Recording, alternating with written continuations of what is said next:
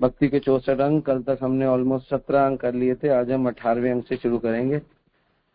मैं उनको रिपीट नहीं कर रहा क्योंकि टाइम कम है, मेरे को ज्यादा लेना है, तो I will not repeat. You all know 17 हमने कल कर लिए थे, 18th तो बड़ा सुंदर बताया गया है, 18th पे ले लेते हैं। विष्णु वैष्णव निंदा ग्राम्य वार्ता नाशु निभा, प्राणी मात्रे मनोवाक्य उद्वेगनादिब। यहाँ पे बताया जा रहा है कि भक्त को भगवान विष्णु या उनके भक्तों की निंदा कभी नहीं सुननी चाहिए। यह है 18वां। इसमें 3 है। 19वां, भक्त को समाचार पत्र अथवा स्त्री पुरुषों की प्रेम कथाओं वाली पुस्तकें या इंद्रियों को अच्छे लगने वाली विषयों को पढ़ने या सुनने से बचना चाहिए। Very good. और 20वां है, 20वां भी ले लेते हैं। 20वां है कि भक्त को चाहिए कि मन या वचन से किसी जीव को ना सताए, भले ही वह कितना ही तुच्छ क्यों ना हो। हरे कृष्ण। तो ये 3 आज इस श्लोक में है। फिर उसके बाद नवदा भक्ति आती है, तो आज हम इन्हीं 3 से शुरू करते हैं। तो पहला है भक्त को विष्णु वैष्णव निंदा। ये बहुत गंभीर विषय है कि हमें विष्णु की, भगवान की और भगवान के भक्तों की निंदा नहीं करनी चाहिए, क्योंकि भक्त की निंदा भगवान अपने ऊपर ले लेते हैं, तो भगवान की निंदा ही हो जाती है डायरेक्टली इनडायरेक्टली। उसको भगवान समझते हैं तो मेरा ही अपमान है, और जैसे वैष्णव का अपमान होता है। ठीक है, ये है ये सब्जेक्ट। तो निंदा है ना, भक्त को विष्णु या उनके भक्तों की निंदा नहीं करनी चाहिए, क्योंकि भगवान कृष्ण अपने भक्तों की निंदा को अपनी निंदा समझते हैं। भक्त उनके निजी संगी है, भक्त उनके निजी संगी है। तुल्याम लवेन अपि न स्वर्गम न अपुनभवम, भगवत संगी संगम से मृत्या नाम किमकुत आशिष। तुलना नहीं कर सकते भक्तों के संग की, ना स्वर्ग से, ना ही जगत के सुखों से। संसारिक वरदानों के विषय में क्या बात करे, इस भौतिक संपदा में अगर आपको कुछ मिल भी गया, लिखा गया भौतिक संपदा मतलब परफेक्टली भौतिक चीजें है भी, होते हुए भी आपकी मृत्यु हो जाएगी। मतलब if you attain everything but you will die one day, no benefit, कोई फायदा नहीं है, सब छोड़ के जाना है। कहने का ये मतलब है कि कुछ फायदा नहीं है, सब कुछ छोड़ के जाना है, सब कुछ टेम्परेरी है, तो इसका कोई बहुत ज्यादा फायदा है नहीं, है ना। तो वैष्णव निंदा या विष्णु निंदा एक ही होती है, इनमें अलग नहीं होता। और कौन कर सकता है और कैसे होती है वैष्णव निंदा, ये जानना बहुत जरूरी है। तो हमारे को प्रेम भक्ति चंद्रिका में बताया गया वैष्णव निंदा होती कैसे, वो कैसे वैष्णव निंदा स्थान ग्रहण करती है। एक्चुअली वैष्णव निंदा होती है जब हम गुरु वाक्य को परम महत्व नहीं देते। जब हम गुरु वाक्य को परम महत्व देते हैं तो वैष्णव निंदा इमीडिएटली चली जाती है, इमीडिएटली। तो इसलिए प्रेम भक्ति चंद्रिका में बताया गया अहंकार अभिमान असत संग असत ज्ञान, छाड़ी भजो गुरु पाद पद्म, करी आत्म निवेदन देह गेह परिजन, गुरु वाक्य परम महत्व। आपको पता है आपको इस जगत में सबसे ज्यादा महत्व किसको देना चाहिए? अगर हम लोग इस जगत में सबसे ज्यादा महत्व गुरु के वाक्य को देंगे ना, तो हमारा कभी डाउनफॉल नहीं होगा, ना स्पिरिचुअली ना मेटीरियली। गुरु वाक्य परम महत्व, गुरु वाक्य एक्चुअली महत्व के लिए, हमारा जो महत्व है इस जगत में, हमें किसे सबसे ज्यादा महत्व देना चाहिए? गुरु के वाक्य को। क्योंकि गुरु का वाक्य आपका ये संसार का आसक्ति हटाता है। गुरु का वाक्य आपको शुद्ध करता है, आपको पवित्र करता है, और किसी चीज से आप पवित्र नहीं हो सकते, आप गुरु वाक्य से पवित्र हो सकते हो। तो गुरु वाक्य बहुत इंपॉर्टेंट है। गुरु वाक्य अगर जीवन में नहीं होगा तो आप पवित्र नहीं हो पाओगे, आप कुछ कर नहीं पाओगे। गुरु वाक्य इज वेरी इंपॉर्टेंट। इसलिए गुरु से श्रवण करना चाहिए। गुरु के पास तत्विधि परिपाते न परिप्रश्न सेवया उपदेशंति ते ज्ञानम ज्ञानम तत्वदर्शी। सुनने का बड़ा आतुर होना चाहिए, गुरु से सुनने के लिए पागल होना चाहिए। जो सुनने के लिए पागल नहीं है वो आगे नहीं सीख सकता, वो पागल हो जाएगा इस जगत में सिंपली। तो अहंकार अभिमान के कारण सही समझ नहीं आती। असत संग असत ज्ञान लेते रहते हैं तो सही समझ कहाँ आएगी? और जब सही समझ नहीं आती तो भगवान और भगवान के भक्तों की निंदा करते हैं। लेकिन बोला क्या, छाड़ी बजो गुरु पाद पद। तो सब कुछ छोड़ के गुरु के द्वारा दिए गए ज्ञान में जुड़ जाओ। और उसके लिए चाहे आत्म निवेदन करना पड़े, करी आत्म निवेदन देह गेह परिजन। जितना परिजन देह गेह में आपका इंटरेस्ट है वो थोड़ा सा रिड्यूस करो, है ना। अपनी रॉयल्टी को, अपनी जो आपकी रॉयल्टी है इस जगत में, उसको साइड करके निवेदन करो। इसके लिए गुरु का वाक्य जरूरी है। गुरु मुख पद्म वाक्य, चित्त ते करिए आके, आर ना करिए मने आशा। इसके सिवा मन में कोई आशा नहीं रहनी चाहिए। जब तक सुनोगे नहीं, हमेशा ईर्ष्या निंदा के मूड में रहोगे, ईर्ष्या निंदा के मूड में रहोगे। तो ईर्ष्या निंदा के मूड से हटना है तो गुरु वाक्य सुनना पड़ेगा, ठीक है। तो निंदा नहीं करनी। तो वन लाइनर क्या है कि कैसे, अगर हम वन लाइनर करें, मैं आपसे पूछूं व्हाट इज वन लाइनर, सिर्फ एक लाइनर बताओ कि गुरु वैष्णव निंदा कैसे हटेगी। वन लाइनर क्या है? मैंने इनडायरेक्टली बोला, डायरेक्टली नहीं बोला। क्या है वन लाइनर? उसे गुरु से श्रवण करना है, श्रवण करना है। यस, ये शरणागति सेवा, वेरी गुड। गुरु आज्ञा पालन, गुरु आज्ञा नो नो नो, कुछ भी नहीं है इनमें से। अगर आपको ये वन लाइनर चाहिए कि आपको गुरु वैष्णव निंदा से हटना है, तो एक ही ये वन लाइनर इस गुणगान करो, गुरुओं का वैष्णव का गुणगान। इमीडिएटली आप गुणगान करते ही आपके अंदर से निंदा, चुगली, glorification is important. Glorify, you have to glorify. गुणगान करो। गुणगान करने से आप धीरे धीरे उस निंदा से बाहर आ सकते हो। निंदा हो भी गई है, गलती से हो गई है, तो गुणगान करो। गुणगान करने से सब कुछ पवित्र हो जाता है, इमीडिएटली पवित्र हो, ज्यादा समय नहीं लगता। Very very easy. किसी को गुणगान करने से निंदा का जो पाप है हट जाता। ये बहुत इंपॉर्टेंट है। तो फटाफट हम फिर अगले पे आते हैं, बिकॉज हमारे पास टाइम कम है। तो will come on 19th, that is very important. फालतू की न्यूज, है ना, फालतू की चीजें नहीं सुनना पड़ना। क्या लिखा गया है कि भक्त को समाचार पत्र अथवा स्त्री पुरुषों की कथाओं में, पुस्तकों में, इंद्रियों को अच्छे लगने वाले विषयों को नहीं पढ़ना चाहिए, बचना चाहिए। ये भी भक्ति का 19वां अंग है, क्योंकि हमारा बहुत टाइम लगता है इसमें। ये फालतू की न्यूज, प्रेम कथाएं, फालतू के विषय अवॉइड करो, बिकॉज ये सब संसारिक है और सब झूठा मैनिपुलेट किया हुआ है। आप पिक्चर देखने जाते हो शाहरुख खान की, झूठी पिक्चर है, कोई सत्य नहीं है। शाहरुख खान का बाप नहीं है अमिताभ बच्चन, अगर किसी पिक्चर में बन गया, नहीं है उसका बाप, वो झूठा है, वो कल्पना को बेचा जा रहा है। सत्य को छुपाया जा रहा है, कल्पना को बेचा जा रहा है। हम मूर्ख हैं, हम धन दे के कल्पना लेते हैं, और यहाँ पे हम फ्री में आपको उपदेश में सत्य बताते हैं। हम फ्री में, हम सत्य को फ्री में बेचते हैं, बेचते नहीं है, बांटते हैं। बेचते तो है नहीं, कोई लेते तो है ही नहीं। हम सत्य को फ्री में बांटते हैं और वो कल्पना को पैसों में बेचते हैं। हम वो पैसों में खरीदते हैं और जो सत्य फ्री में मिल रहा है, जो दिया जा रहा है, उसको ग्रहण नहीं करते। हम मूर्ख हैं। कृष्ण कथा हृदय को द्रवित करती है। जो फ्री वाली कृष्ण कथा है, ये हृदय को द्रवित करती है। पैसे दे के ली गई कल्पना वाली झूठी प्रेम कथा, झूठी प्रेम कथा, है ना। झूठे ही तो है प्रेम कथा में, है क्या। एक हीरो 10 हीरोइनों के साथ काम करता है, अलग अलग सबके साथ प्रेम करता है। झूठी तो परोस रहे हैं आपको, सच छोड़ना है कुछ, फ्रिक्शन ही तो है, और है क्या। और हम देखो कितने इंटेलिजेंटली उसको लेकर आते, झूठ को खरीदते पैसा देकर, और यहाँ पर सत्य फ्री में मिलता है, उसकी वैल्यू नहीं है लोगों को। इसलिए बोला कि फालतू की कथाएं मत सुनो, ये बेकार है, इनमें कुछ नहीं, सब झूठ बेच रहा है, कोई फायदा नहीं। हृदय को द्रवित नहीं करती, बल्कि इनफैक्ट मैंने देखा हृदय को कठोर कर देती है। हम भी ऐसे बनेंगे, हम भी शाहरुख खान बनेंगे, पागल बन जाएंगे। उसके लिए क्या क्या करेंगे पता नहीं, बट हम भी वही बनेंगे।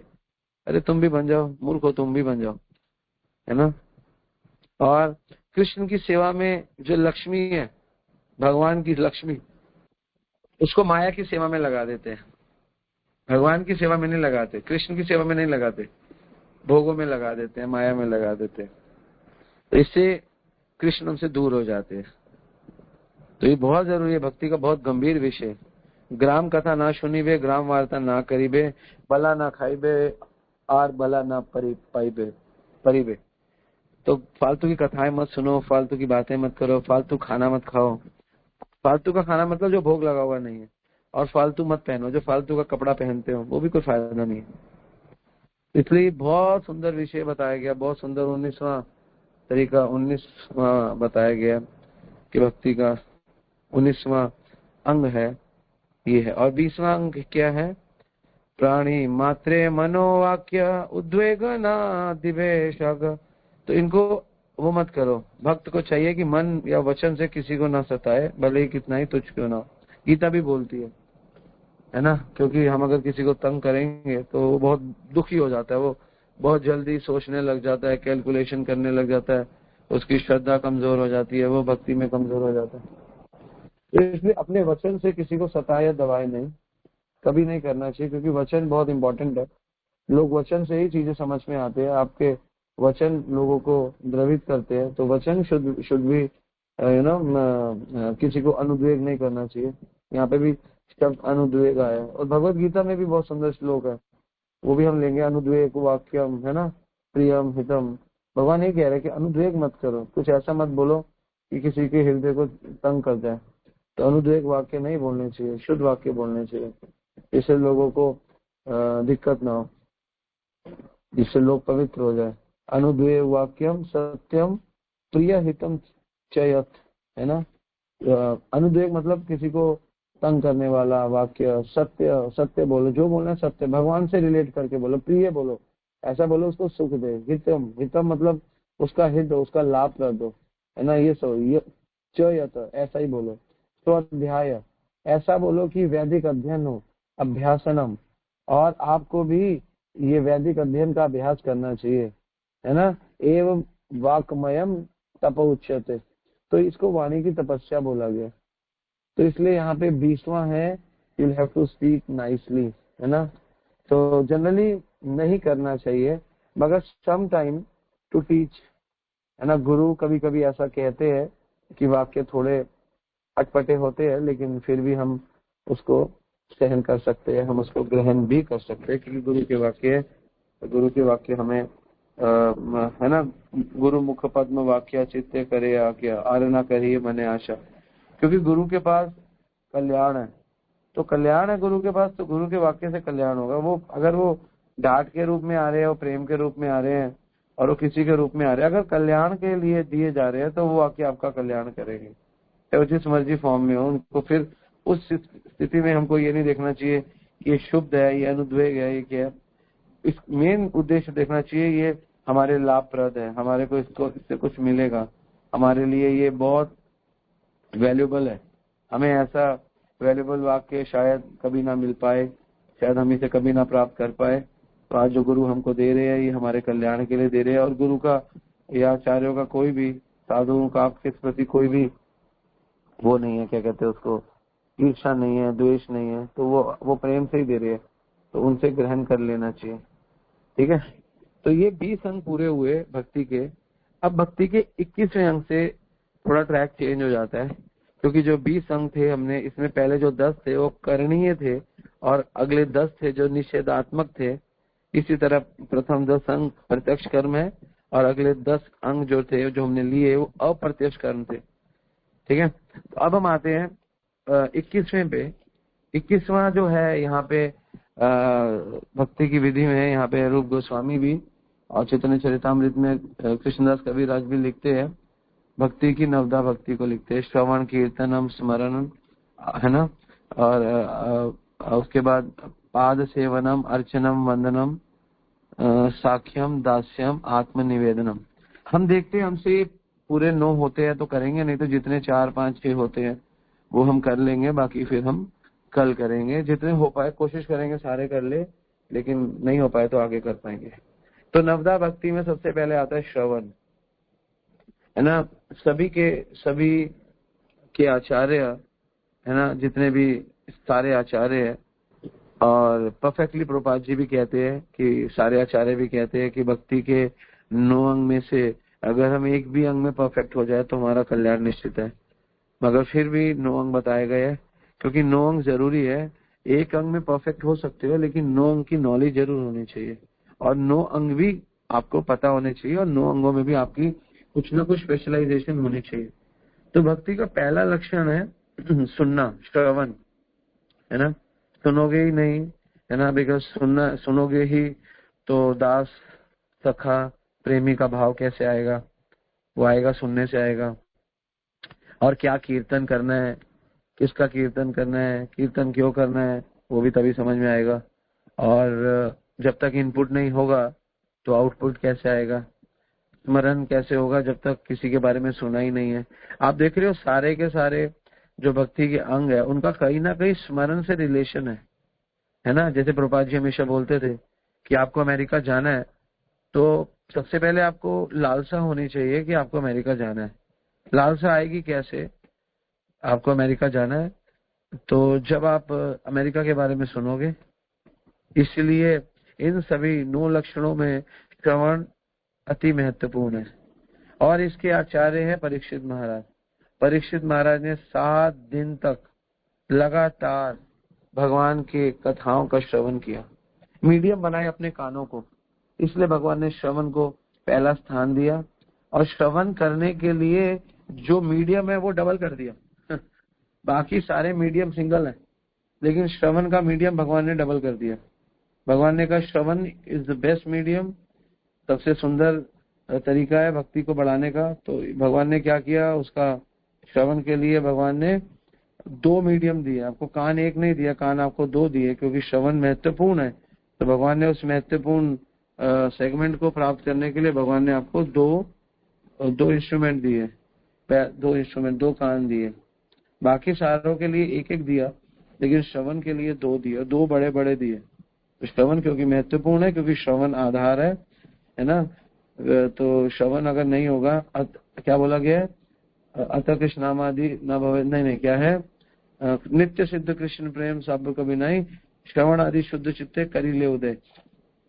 आपके अंदर, सब जीव के अंदर भगवान के लिए कृष्ण प्रेम है, लेकिन उत्पन्न कैसे होगा, वो श्रवण से होगा। तो मीडियम कान दिए, और स्टोरेज, श्रवण को स्टोरेज करने के लिए कान तो दे दिए। कान तो मीडियम है कि आप रख लो अपने पास, कान से उसको अंदर बाहर करो, लेकिन उसके लिए स्टोरेज डिवाइस दिया आपका हृदय। हृदय में जो भी आप करोगे वो हमारा श्रवण के माध्यम से बनता है। मैं आपको सच्ची बताऊं, आपका सारा कुछ हृदय श्रवण से बनता है। आप पेपर में जब कुछ लिखने जाते हो, पेपर करने जाते हो, जो आपने पढ़ा होता है, सुना होता है कानों से, वो आप हृदय में स्टोर करते हो, उसको लिखते हो, फिर आपके मार्क्स बनते हैं। तो हमारी पर्सनैलिटी डिपेंड करती है हमारे श्रवण के ऊपर, बहुत ज्यादा हमारे श्रवण पर हमारी पर्सनैलिटी डिपेंड करती है। हमारा चरित्र पूर्ण रूप से निर्धारित करता है हमारे श्रवण पे, हम कैसा श्रवण करते हैं। भौतिक श्रवण से है, अत्यधिक भौतिक चरित्र लोगों का बन रहा है जो हम देख रहे हैं, क्योंकि उनके पास भौतिक श्रवण है, इस संसार का श्रवण करते हैं, है ना। प्रविष्ट कर्ण रुद्रेण स्वनाम भाव सरोरुहम धुनोति शमलम कृष्णा सलिलस्य यथा शरद। कहते हैं प्रविष्ट कर्ण रुद्रेण, कान के अंदर प्रविष्ट मतलब डालो, प्रविष्ट कर्ण, स्वनाम भाव सरोरुहम, भगवान का नाम, भगवान का भाव मतलब भगवान की कथाएं। धुनोति शमलम कृष्ण, और कृष्ण की कथाएं जब अंदर जाती है तो सफाई करने शुरू कर देती है। तो कान से सुनते तो सफाई कहाँ की होती है, कहाँ सफाई हृदय की होती है। तभी मैंने बोला ना, स्टोरेज तो हृदय है, मीडियम ईयर है। जब हम कान से भगवान का श्रवण करने लगते हैं, भगवान के बारे में सुनने लगते हैं, तो अंदर सफाई होना शुरू हो जाता है, टकाटक टकाटक टकाटक। और ये जो हमारे श्रवण है ये बहुत इंपॉर्टेंट बन जाता है फिर, क्योंकि इससे हमारा फिर सफाई करके हमारा एक चरित्र बनने लगता है, और वो चरित्र से हमको पहचाना जाता है। जैसे हम बोलेंगे ये फलाना व्यक्ति है, कहेंगे नहीं ये अच्छा नहीं है, नहीं उसकी शक्ल बेशक सुंदर होगी आप कहोगे, लेकिन वो अच्छा नहीं है। एक बेशक थोड़ा सुंदर नहीं है शक्ल का, हम कहेंगे ये व्यक्ति बहुत अच्छा है। हम कई बार ऐसा होता है शक्ल भूल जाते हैं देखना। आपको एक एग्जांपल से बताता हूँ, जब हमें अज्ञान होता है तो हम रूप से पहचानते हैं, अज्ञान है ना तो रूप सुंदर है, लेकिन जब ज्ञान होता है तो चरित्र से पहचानते हैं, फिर रूप से नहीं पहचानते, तो रूप थोड़ा साइड कर देते तो चरित्र से, तब हम नहीं देखते वो गोरा है, वो हैंडसम है, फिर हम देखते हैं उसका चरित्र अच्छा है।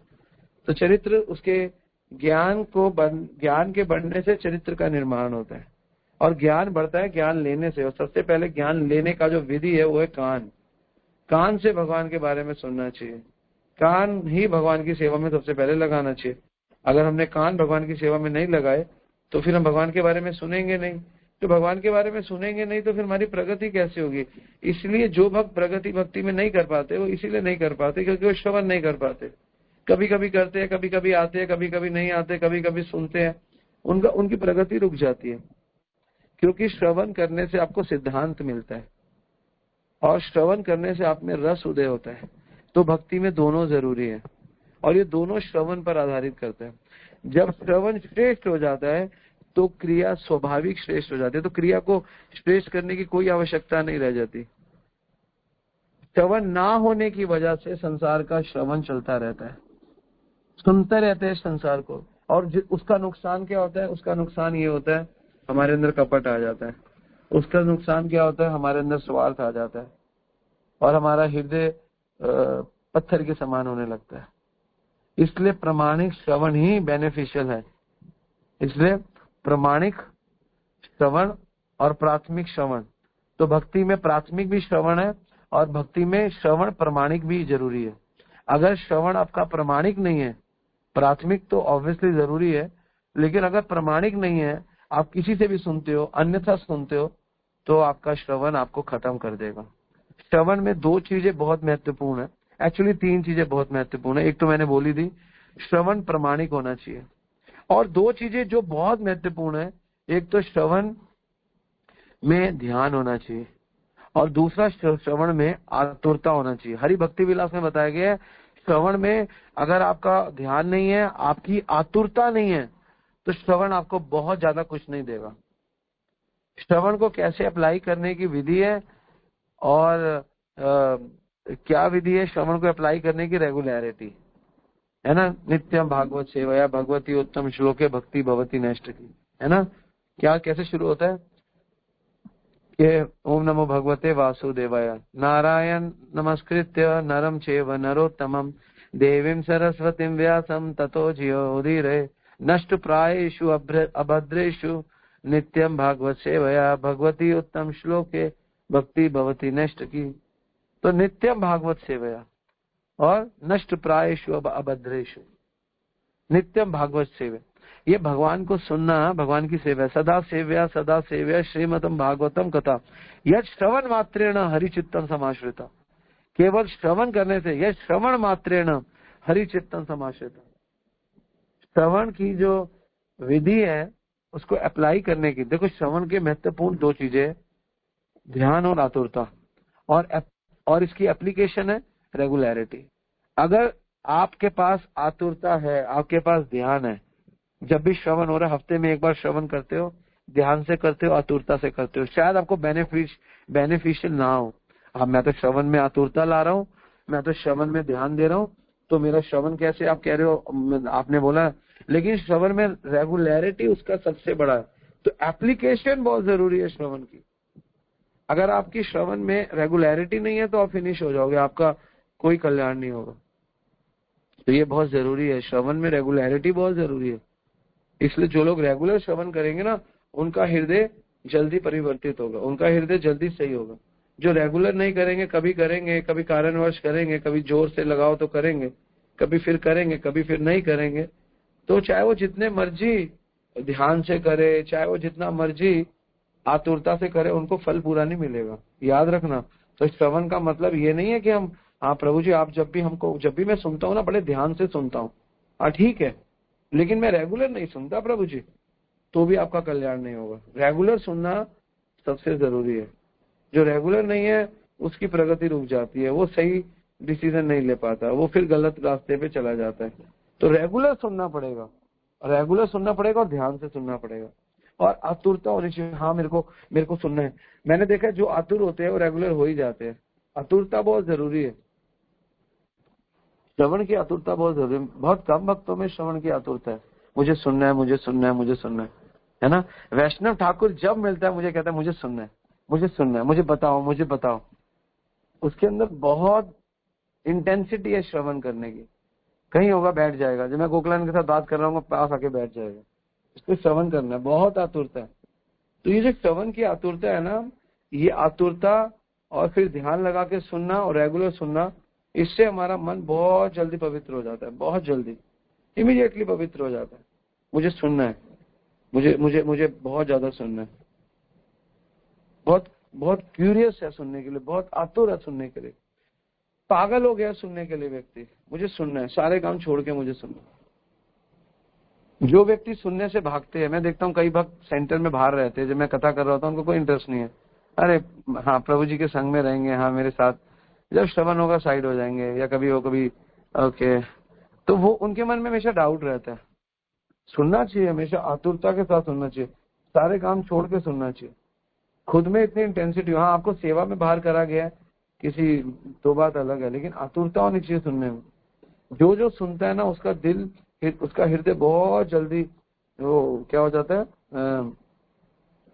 वो हो जाता है, सॉफ्ट हो जाता है बहुत जल्दी, उसका क्रोध बहुत जल्दी खत्म हो जाता है। श्रवण से होता है, श्रवण बहुत जरूरी है। तो इसलिए यहाँ पे श्रवण का महत्व बताया गया।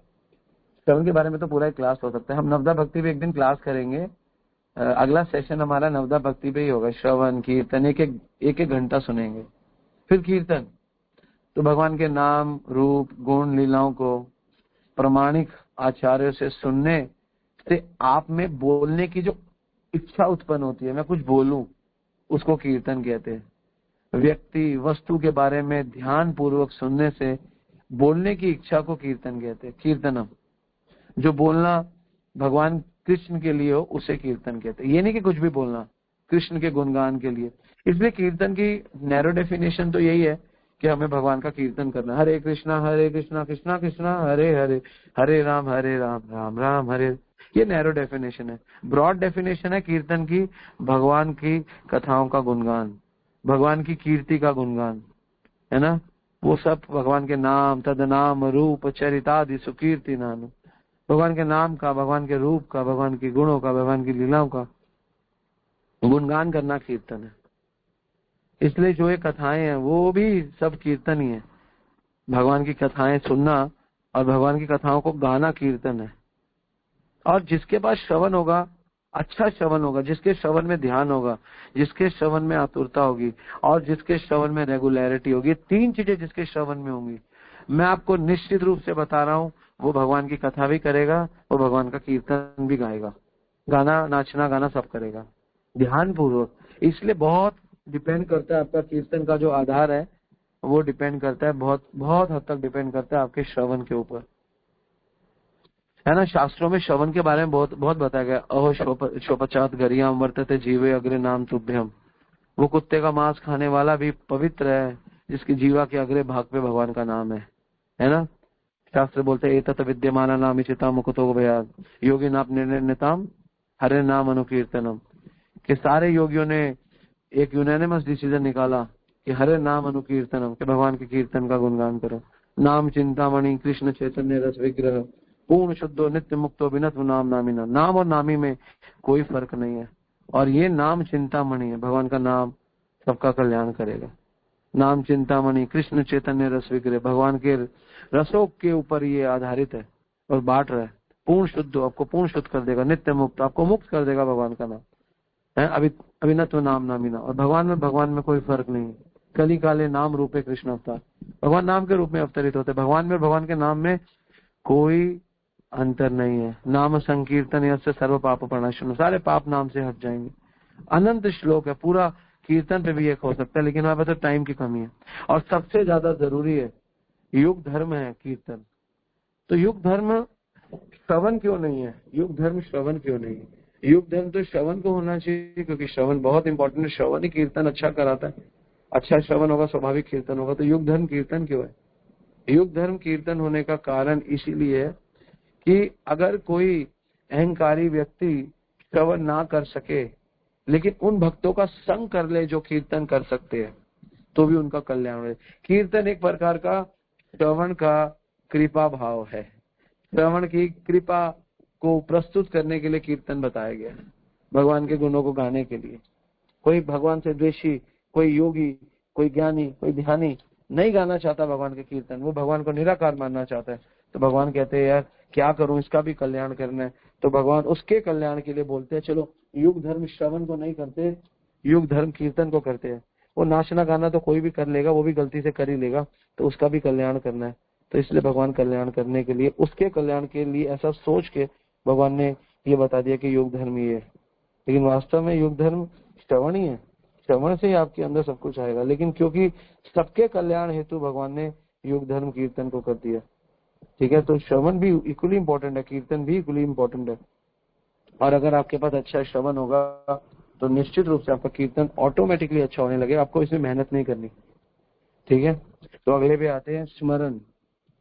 देखो, हमने श्रवण के बारे में जाना, हमने कीर्तन के बारे में जाना।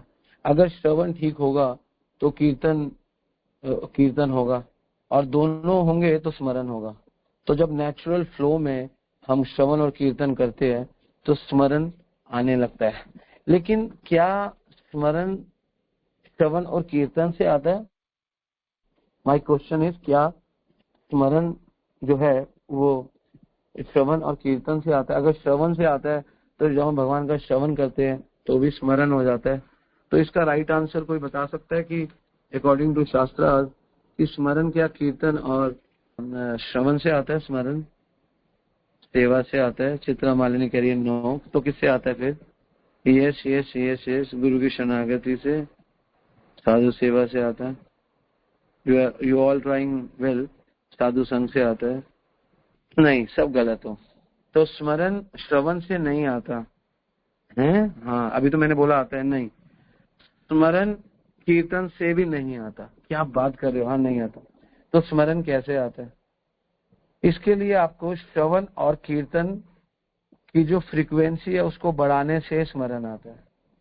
श्रवण करना ओके, कीर्तन करना ओके, लेकिन इनकी फ्रीक्वेंसी को बढ़ाना स्मरण कहलाता है। जब श्रवण कीर्तन रहेगा मगर स्मरण कई बार नहीं रहेगा, अगर फ्रीक्वेंसी नहीं बढ़ाई, स्पीड नहीं बढ़ाई। और क्या होता है, जब हम फ्रीक्वेंसी बढ़ाते हैं तो श्रवण और कीर्तन की, तो हमारे अनर्थ जाने लगते हैं। अनर्थ जैसे में कम होने लगते हैं, स्मरण आने लगता है। शुद्ध हृदय से स्मरण होने लगता है, और श्रवण और कीर्तन से हृदय शुद्ध होता है, फिर स्मरण आता है।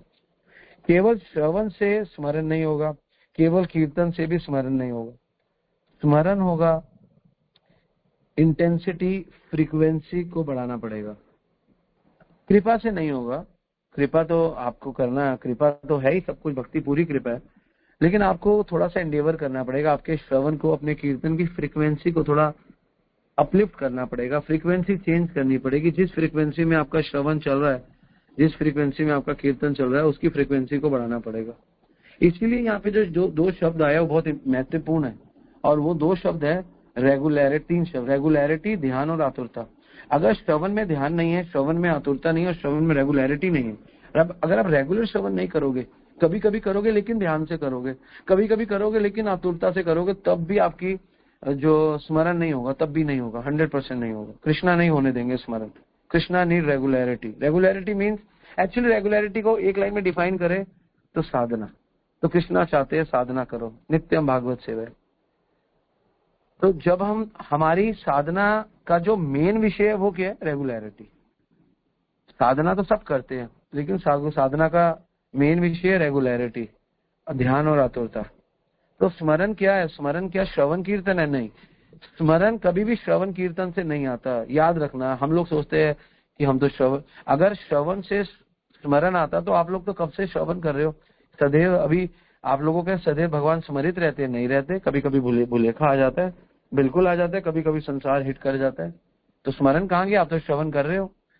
जब तक आप अपनी फ्रीक्वेंसी नहीं बढ़ाओगे, फ्रीक्वेंसी वेरी इंपॉर्टेंट। भारी भक्ति विलास इसको आतुरता कह के प्रस्तुत करती है।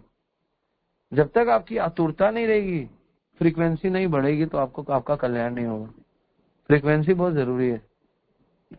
जब तक फ्रीक्वेंसी नहीं होगी तब तक कोई कल्याण नहीं होगा, है ना।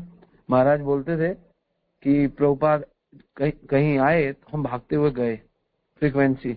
महाराज दिल्ली में आते हैं, कहीं होते हैं, हमें पता चलता है भागते हुए जाना चाहिए। क्यों? क्योंकि हमारी फ्रीक्वेंसी यही है, हमारी आतुरता। तो हमें स्मरण रहेगा गुरु का, हमें स्मरण रहेगा भगवान का। एक बगुला होता है ना, बगुला जब मछली को पकड़ता है ना तो समुद्र किनारे चला जाता है। तो मछली के अंदर एक शक्ति है। मछली जो भी चीज धरती पर होती है ना उसको देख लेती है, जो मतलब पानी के अंदर भी तो धरती होती है उसको देख लेती है। और बगुला के चरण देखकर ना तो समझ जाती है बगुला हमें खाने आ रहा है, तो मछली वहां जाती नहीं है। तो बगुला क्या करता है, और बगुला जो है वो अंदर घुस नहीं सकता, क्योंकि उसके पास इतनी पावर नहीं है कि वो अंदर जाके मछली को पकड़ ले, क्योंकि उसके पास मछली जैसे वो नहीं है कि वो पानी में जी सके। तो बगुला क्या करता है, मेडिटेट करता है। बगुला अपना एक पैर हवा में रखता है और एक पैर पानी में रखते हैं और मेडिटेट करते हैं। तो मछली देखती है कि सबके तो दो पैर होते हैं, उसको तो आइडिया बगुला के दो पैर होते हैं, उसने देखा हुआ है बगुला के दो पैर, और बाकी सब जानवरों के उसने देखते हैं, क्योंकि आसपास काफी जानवरों को देख के मछलियां। बगुला एक पैर हवा में रखता है, मेडिटेट करता है, बड़ी देर तक कंट्रोल करता है एक पैर को। और मछली सोचती है कि कोई कोई पौधा है, तो मछली पास आने लगती है पौधे के ऊपर, क्योंकि कुछ ना कुछ होता है। तो जैसे मछली पास आती है, बगुले को पैर को टच करती है, बगुला नीचे अपना स्टैंड करके दोनों पैर से मछली को मुख में डाल के ले आता है बाहर। तो मछली को पकड़ने के लिए बगुला बहुत कॉन्सेंट्रेट करता है और बहुत तपस्या करता है, एक पैर पे खड़ा होता है। एक पैर पे खड़ा होने का मतलब क्या है, अपनी फ्रीक्वेंसी को बढ़ाता है, सहने की फ्रीक्वेंसी को बढ़ाता है। क्योंकि अब एक पैर पे खड़ा होना इजी थोड़ा है, एक पैर पे खड़े होगे तो दर्द तो होगा ही होगा, क्योंकि एक पैर पे खड़े हो तो पेन तो होगा ही होगा आपको, तो कैसे आप कर सकते हो। तो स्मरण के लिए सबसे इंपॉर्टेंट है, you will have to increase your frequency of shravan and kirtan. If you are doing the same manner, तो भगवान का स्मरण है। कई लोग कहते हैं प्रभु जी हम तो रोज कथा सुनते हैं, हमारी तो श्रवण भी है, लेकिन भगवान का स्मरण नहीं है। वो धीरे धीरे होगा। अगर आप इमीडिएटली करना चाहते हो तो फ्रीक्वेंसी बढ़ा दो, तो आपका स्पीड तेज हो जाएगा। ये स्मरण है। और जब हमारी फ्रीक्वेंसी बढ़ती है, हमारा स्मरण होता है, तो ही सेवा ढंग से होती है। हमारी सेवा बेकार क्यों हो जाती है, क्योंकि हमारा स्मरण वीक होता है। तो स्मरण से सेवा में रुचि आने लगती है। स्मरण नहीं होगा तो सेवा में रुचि नहीं आएगी, तो संसार की रुचि प्लस सेवा की रुचि प्लस भगवान की रुचि मिक्स रहेगी, तो इससे हमारा कल्याण नहीं होता। तो ये बहुत इंपॉर्टेंट है। तो ये हमारा तीसरा। चौथा है पाद सेवनम। बिल्कुल पाद सेवनम पे आते हैं। और श्रवण के जो आचार्य है वो है परीक्षित महाराज, कीर्तन के आचार्य है आपका सुखदेव गोस्वामी, अभी हमने स्मरण किया, स्मरण के आचार्य है हमारे प्रहलाद महाराज। और अब हम आते हैं पाद सेवनम। पाद सेवनम की आचार्य लक्ष्मी जी। और जब स्मरण होगा तो आपका मन करेगा सेवा करने का, और बहुत सारी की सेवाएं, ये सारी सेवाएं, अर्चनम, वंदनम, पाद सेवनम, ये तीनों सेवाएं। और फिर दास्यम, साख्यम, आत्म निवेदनम, ये इंटेंसिटी है, सेवा की इंटेंसिटी है। अब सारी सेवाएं चलेंगी। तो जब आपके पास स्मरण होगा तो आप ऑब्वियसली आपका सेवा करने का मन करेगा। और वैसे ही पाद सेवनम एक लक्षण है सेवा का। लक्ष्मी जी हमेशा भगवान के पाद संवाहन करती है, हमेशा पाद संवाहन करती है ना, और अपना हमेशा धर्म जो है वो निभाती है। और उनका नित्य शाश्वत स्थान है भगवान के चरण। आपको पता है लक्ष्मी का एक नाम है चंचला, बहुत चंचल है, वो कहीं रुकती नहीं है, दो जगह पे जाके रुकती है, कहीं लक्ष्मी रुकती नहीं है, कभी इसकी जेब में, कभी उसकी जेब में, कभी यहाँ कभी वहां, दो जगह रुकती है लक्ष्मी। एक रुकती है भगवान के चरणों पर और एक रुकती है भगवान के वक्ष स्थल पर। इन दो जगहों पे जाके लक्ष्मी जी रुक जाती है, तो वहीं पर टिकती है। तो भक्त भी वहीं टिकते। प्रहलाद महाराज को भगवान ने गोद में लिया है ना, प्रहलाद महाराज हमेशा भगवान के चरणों में रहते। जो चरणों की सेवा, जो पाद सेवन है, इट मीन सरेंडरनेस।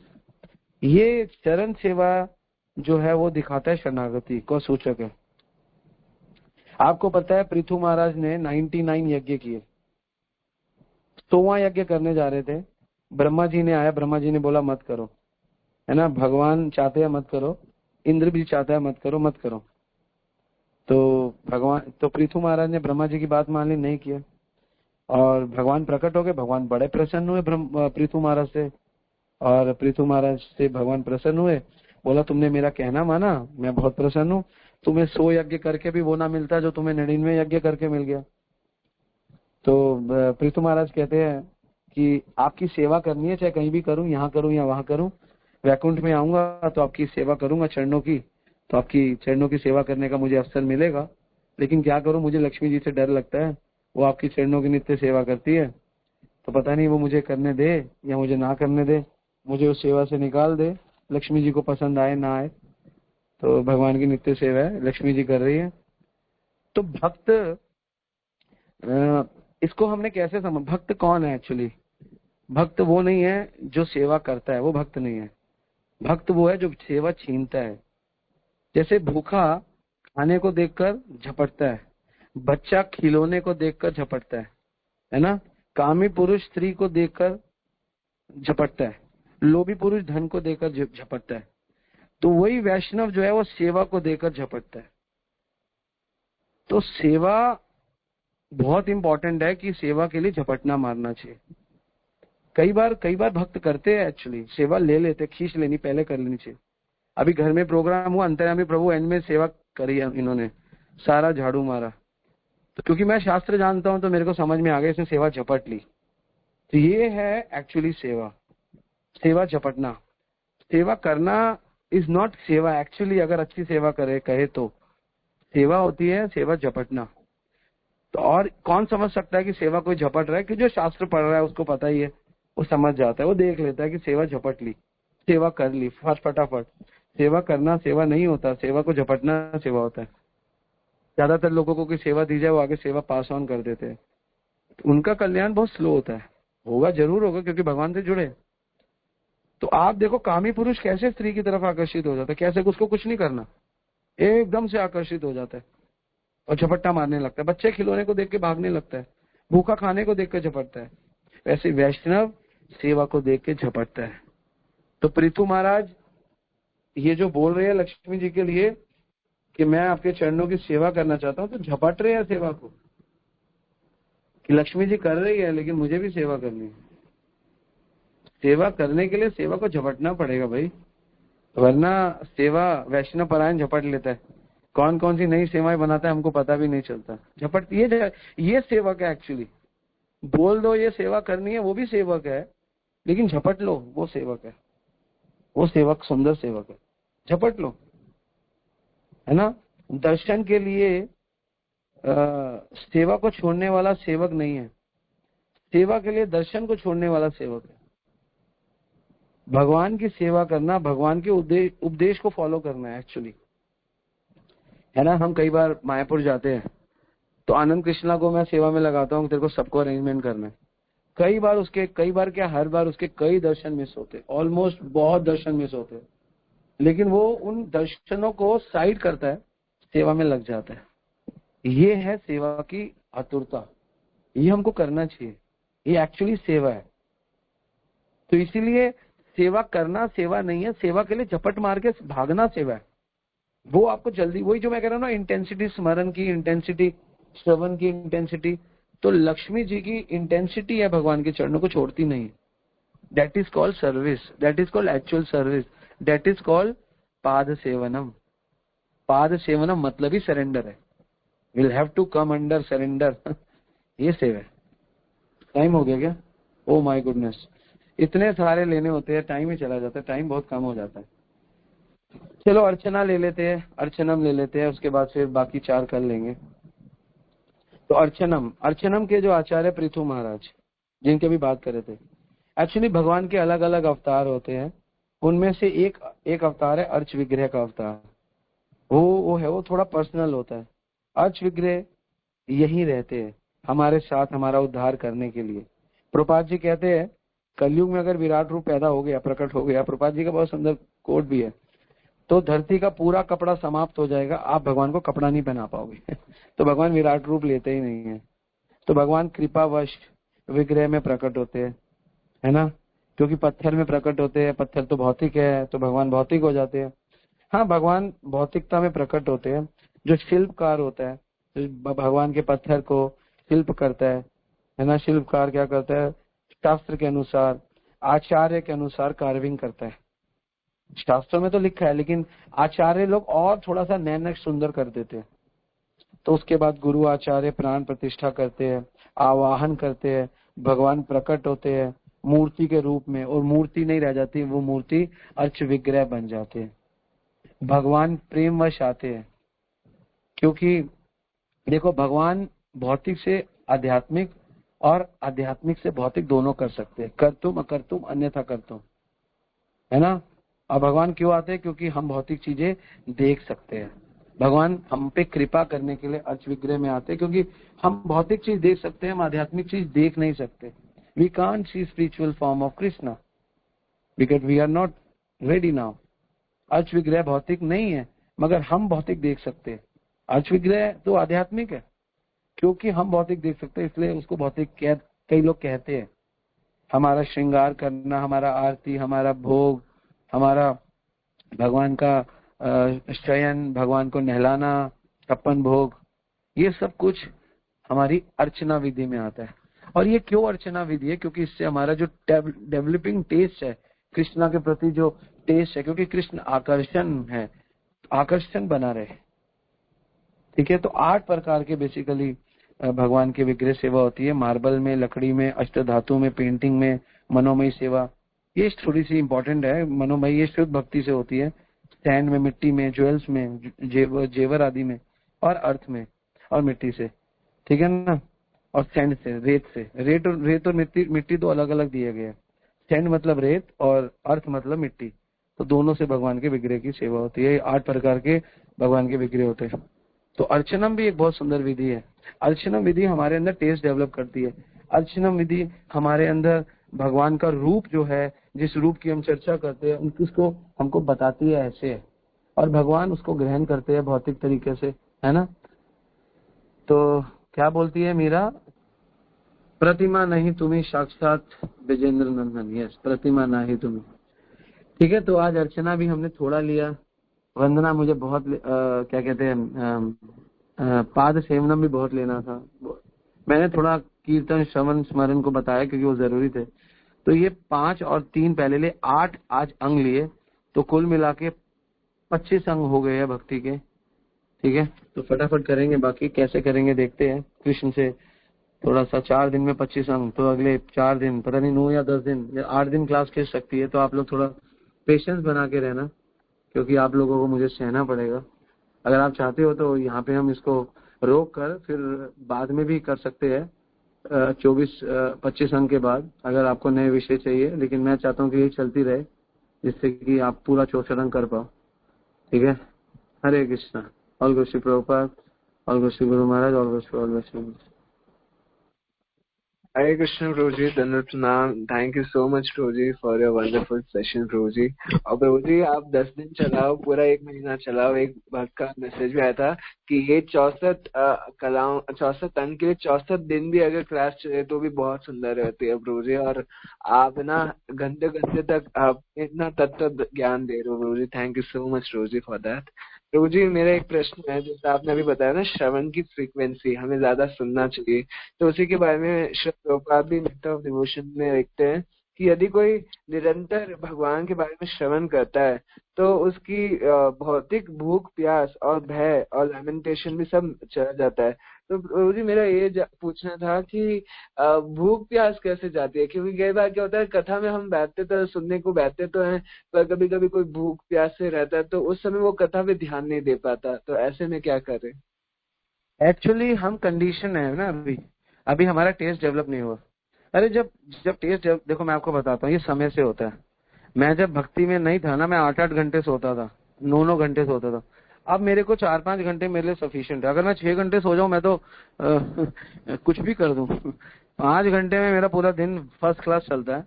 लेकिन पहले नहीं चलता था, पहले 8 घंटे मिनिमम सोना पड़ता था, 7 घंटे, 8 घंटे, 9 घंटे। अब 5-6 घंटे ही सफिशिएंट है ना। तो अब मुझे लगता है मैं पूरा, मेरे को पूरा कोई प्रॉब्लम नहीं आता। मैं जितने मर्जी बजे सोऊं, सुबह 3:30-4 उठ ही जाता हूँ, है ना। कोशिश करता हूँ दिन में 1 आधा घंटा कभी ले लिया, कभी नहीं भी लिया। तो मतलब 5 नहीं तो 6 घंटे। अब 8-9 घंटे वाली नींद गई, 10-10 घंटे वाली नींद गई, खत्म, वो चीज हो गया। अब नेचुरली जो बहुत टाइम वेस्ट करते थे, घूमना है, अब मन नहीं करता। अब कहते हैं चलो यार कुछ पढ़ लेते हैं, कई भक्तों के संग में जाते हैं, भक्तों को बुला लेते हैं। पहले वेले होते थे, नानी के घर चले गए, मासी के घर चले गए, है ना, चाची के something like this. But now ये रिड्यूस हो जाती है चीजें। तो ये ना समय से होती है। अभी नए नए 1-1, 2-2 साल, 3-3 साल में थोड़ा थोड़ा करते रहो, होने लगेगी, यू डोंट वरी। तो धीरे धीरे होता है चीजें, हर चीज धीरे धीरे क्षणे क्षणे होती है। एकदम से तो कोई हो नहीं सकता, एकदम से कोई तेंदुलकर बन नहीं सकता। लेकिन आप करते रहो, एक दिन आप कुछ ना कुछ कर जाओगे, कुछ ना कुछ बन जाओगे। ठीक है, it's just a matter of time only. ठीक है, हरे कृष्णा। हरे कृष्ण प्रभु जी, दंडवत प्रणाम। Thank you so much Prabhu ji for your wonderful answer. Hare Krishna. Hare Krishna. यदि किसी कोई भक्त का प्रश्न है तो आप स्वयं पूछ सकते हैं या चैट बॉक्स में भी अपना प्रश्न डाल सकते हैं। हरे कृष्ण। हरे कृष्णा प्रभु जी, दंडवत प्रणाम। प्रभु जी बहुत सुंदर क्लास। और प्रभु जी मेरा क्वेश्चन है, जैसे कि प्रभु जी कोई अभक्त है और प्रभु जी वो किसी शुद्ध वैष्णव के बारे में और किसी बच्चे को भड़का रहा है कि नहीं उसका संग नहीं करना, उसका संग क्यों करते हो, जैसा बिल्कुल भी नहीं बनना, और तुम्हें माला तो बिल्कुल भी नहीं करनी, माला क्यों करते हो। तो प्रभु जी हमें उसको क्या क्या क्या मतलब कैसे समझाना चाहिए, कैसे बोलना चाहिए उसको प्रभु जी। अरे ऐसे लोगों का आप संगी मत करो ना। आप ऐसे लोगों से कटिंग करो, कम रहो उनके साथ, बस उनका संग मत करो। जो आपको भक्ति से दूर करे, गलत चीजों में डाले, माला मत करो, ये मत करो, उनका संग क्यों करते हो, उनका संग छोड़ दो। Prabhu ji I have a doubt regarding this seva झपटना। प्रभु जी जैसे कोई हमें सेवा मिलती है तो हम वो दूसरे डिवोटीज को भी देते हैं ताकि वो भी एंगेज हो जाए, तो प्रभु जी ये ऐसे करना गलत है प्रभु जी, ताकि हम भी वे दूसरे सेवा में फोकस नहीं, झपटने का मतलब इंटेंसिटी से है। जैसे पृथु महाराज भगवान को बोल रहे हैं, भगवान प्रसन्न होके आते हैं कि तुमने 99 यज्ञ किए, इंद्र के लिए तुमने एक यज्ञ छोड़ दिया क्योंकि इंद्र नाराज हो रहा था, और ब्रह्मा जी की आज्ञा मानी, गुरु की आज्ञा मानी, भगवान प्रकट हो गए। तो भगवान के साथ एक कन्वर्सेशन चल रहा है, कह रहे देखो उन्होंने बोला मैं आपकी सेवा यहाँ करूँ वहां करूँ, कोई बात नहीं, वैकुंठ में तो आपकी सेवा करना बहुत मुश्किल है क्योंकि लक्ष्मी आपके चरण की सेवा करने नहीं देती मुझको, मैं कहाँ करूंगा आपकी चरण की सेवा। तो भगवान हंस दिए। तो भगवान अपने आप को मैनिफेस्ट कर सकते हैं 1500 1000 करोड़ों फॉर्म में, जिसमें भगवान उनसे भी सेवा ले सकते हैं। और ऐसा नहीं, पृथु महाराज ने भगवान के चरण दबाए भी है, भागवत में लिखा भी है। तो कहने का मतलब ये ना, किसी से झपटने का मतलब लड़ना नहीं है। झपटने का मतलब, मैंने एक एग्जाम्पल दिया कि मेरे घर में फंक्शन था, तो एंड में जब सब सफाई कर रहे थे तो अंतरा में प्रभु झाड़ू मारने लग गए, तो उससे किसी ने झपटा नहीं, उसने पहले वो सेवा कर ली, तो सब लोगों ने उसको फिर असिस्ट किया होगा या किया। तो झपटने का मतलब है कि you will have to start something for Krishna, है ना, क्योंकि और उसके बाद ये करना, इसको ही झपटना कहते हैं। किसी से खींचना, उसको गिराना झपटना नहीं है। और ऐसे मैं आपको सीरियसली बताऊं, कोई सेवा करके खुश नहीं होता। जब तक आपके पास श्रवण नहीं होगा, कीर्तन नहीं होगा, स्मरण नहीं होगा, आप खुद अपने आप में गिल्टी नहीं करोगे, यार मैंने कुछ किया नहीं, मैं कुछ करता नहीं हूँ, मैं अपने आप कृष्ण आपको बुद्धि दे देंगे, आप कर लो, ठीक है ना। तो कई बार श्रवण से, गिल्टी से भी आपको सेवा मिल जाती है। तो झपटने का मतलब ये नहीं, कोई कर रहा है, अच्छी कर रहा है तो उसको करने दो, उसको रोको मत, उसको करने दो। ये नहीं है कि अब प्रभु जी ने बोला है झपट लो, और झपट लो मतलब मेक न्यू सर्विस, आप नई सेवा बनाओ ना, और जो कर रहा है उसको एनकरेज करो, तू बहुत अच्छा कर रहा है, ये भी सर्विस झपटना ही है, उसको एनकरेज करना कि यू आर डूइंग वंडरफुल। ये नहीं आप कोई व्यक्ति कोई सेवा करता है, अब कथा सुन के, फॉर एन एग्जाम्पल देता हूँ मैं, क्या एग्जाम्पल दे रहा हूँ, जैसे आनंद गोपाल सर्विस करता है, सारा का सारा मीडिया और कंप्यूटर्स का जो भी है हमारा देखता है ना। तो कल को आ जाए कोई दूसरा व्यक्ति आ जाए, है ना, आनंद कृष्ण आ जाए, हट जा मैं तेरी सेवा मैं झपट लूंगा, तो वो क्योंकि वो इतना सक्षम नहीं है, क्योंकि उसका अपना फील्ड है, वो अपनी फील्ड में है। तो ये सेवा झपटना नहीं है, सेवा झपटना एनकरेज करना, करो आप अच्छा करते हो, आप और अच्छा करो। तो दिस इज कॉल्ड सर्विस को एनहेंस करना प्रैक्टिकल एक्सपीरियंस से। लेकिन कई सेवाएं ऐसी है, जैसे कोई सेवा है, अब यहाँ पे लग रहा है अभी प्रसाद है, भगवान की कथा चल रही है, तो अपने आप कोई दिमाग लगाए कि हाँ अब कथा से पहले या कथा के बाद भोग लगना चाहिए। तो ये ध्यान रखे, अभी कीर्तन चल रहा है, फटाफट कीर्तन में भोग लगा दो, ये एक सर्विस झपटना है कि कथा डिस्टर्ब ना हो। लेकिन मैं कथा कर रहा होता हूँ, कई बार बीच में आ जाते हैं भोग लेकर, तो इसका मतलब किसी के सबको एक नियम बना हुआ है कि भगवान को भोग लगाना है। किसी के दिमाग में ये नहीं आता कि कथा डिस्टर्ब ना हो, उससे पहले भोग लगा दो, ये सेवा झपटना हो गया। और जो भोग लगा रहा है वो कोई सेवा झपटना नहीं है, वो भोग लगा रहा है। ये भोग लगाना कि कथा से पहले भोग लग जाए, कथा डिस्टर्ब ना हो, ये है सेवा झपटना। दिमाग में आ गया कि कथा ठीक हो जाए, तो ये कॉन्शियसनेस है सेवा झपटना, ठीक है ना, आतुरता। और जो मैंने एग्जाम्पल दिए कामी पुरुष का, है ना, भूखे का, क्यों दिया एग्जाम्पल, वो झपटते क्यों है, क्योंकि वो सोचते हैं इस बारे में, मुझे खाना है, मुझे भूख लग रही है। बच्चा सोचता है, कामी पुरुष सोचता है मेरे को करो, अपने आप वो उसके पर थोड़ा सा ही वो कर होगा, वो भागेगा उसकी तरफ। तो वैसे जब आप सोचोगे मुझे करना है, कथा डिस्टर्ब ना हो, कथा डिस्टर्ब ना हो, पहले भोग लगना चाहिए। और ये दिमाग में किसके चल रहा है? किसी के दिमाग में, उसके दिमाग में चल रहा है जो कंसर्न है जिसका, है ना। मान लो कोई कीर्तन कर रहा है और कीर्तन करते करते दिमाग में आ गया कि अभी प्रभु जी आ रहे हैं, तो कीर्तन करने वाला व्यक्ति बोल सकता है फटाफट माता जी को बोल दो भोग लगा दे। तो ये सेवा झपटना, बेशक सेवा माता जी भोग लगा रही है, लेकिन जिसके कीर्तन करने वाले के दिमाग में आ गया तो ये सेवा उसने झपट ली। लगाया किसी माता ने, किसी प्रभु ने, वो इम्पोर्टेंट नहीं है, लेकिन जिसके ध्यान में बात आ गई कि कथा से पहले भोग लग जाए, कथा डिस्टर्ब ना हो।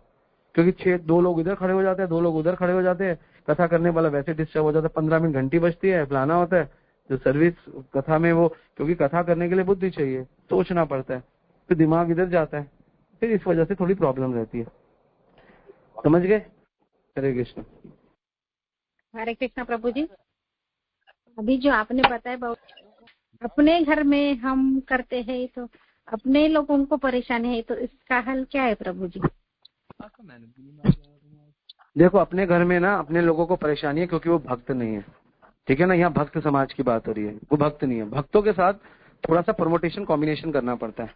कभी कभी चुप रहो, कभी कभी बोल दो, कभी कभी मूड देखो, कभी कभी मूड मत देखो। उद्देश्य से डिविएट मत हो जाओ। मैं तो भक्ति करूंगी, मैं तो भक्ति करूंगा, तुम्हारी सबकी ऐसी की तैसी, तो फिर क्या होगा, वो आपसे लड़ाई करेंगे, फिर आपसे लड़ाई करेंगे, फिर आपका सारा चौपट हो जाएगा। तो थोड़ा दिमाग लगाओ, कोई बात नहीं। हाँ नहीं, मैं आप जो कहेंगे वो मैं करूंगी। मैं चाहती हूँ थोड़ा सा भगवान को भोग लग जाए। भगवान के लिए थोड़ा सा झुकना चाहिए, अपने अहंकार को डुबाना चाहिए। भक्ति करके ये नहीं है कि हम भक्त हैं, हमारी सारी बात मानी जाएगी, ऐसा नहीं। थोड़ा सा इस मूड में रहना चाहिए, ठीक है। हरे कृष्णा प्रभु जी। प्रभु जी नेहा बोल रही हूँ। प्रभु जी क्वेश्चन था मेरा नाम अपराध को लेके, जैसे आपने इस बारे में आई थिंक हमने डिस्कस भी करा था, बट शायद मैंने एक पॉइंट मिस कर दिया। तो प्रभु जी, जो वन ऑफ द ऑफेंसेस जो हमने पढ़ा था कि is to instruct a faithless person about the glories of the holy name. तो प्रभु जी, इस नाम अपराध के बारे में प्लीज आप थोड़ा एक्सप्लेन करिए कि किसी नास्तिक को जब हम भगवान की लीलाओं के बारे में बताते हैं तो वो कैसे अपराध हो जाता है। हरे कृष्णा, धन्यवाद प्रणाम। अश्रद्धालु व्यक्ति को कृष्ण नाम की महिमा का उपदेश नहीं देना चाहिए।